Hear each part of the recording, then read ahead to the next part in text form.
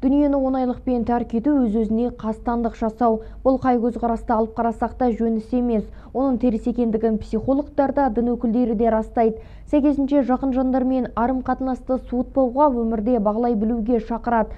Раса халықтың пікірін ескерсек, әлеуметтік желілердегі әумесер дүниелер мен жоқшылық адам баласын аздырып бара жатқан көрінеді. Айтылар себеп аз емес, шешілетін жолы санаулы. Оның өзі пенделердің парасатына байланысты.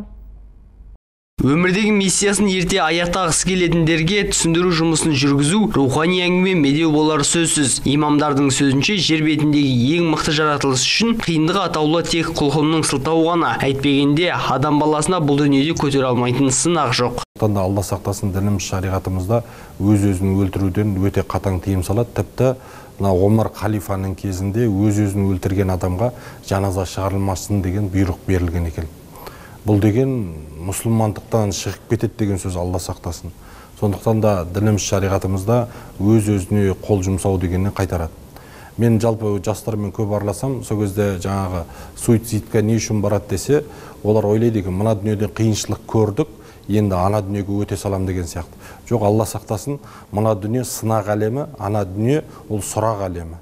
Суицид дертінің емі иманда, анығырақ айтқанда имани тәрбиеде. Осы тұрғыдан алып қарағанда, жасөспірімдер отбасында, мектеп қабырғасында имани тәрбиеге мұқтаж. Демек, ата-ана, мектеп мұғалімдері және психологтар бірлесе жұмыс атқару қажет. Жауапкершілік те теңдей бөліну керек.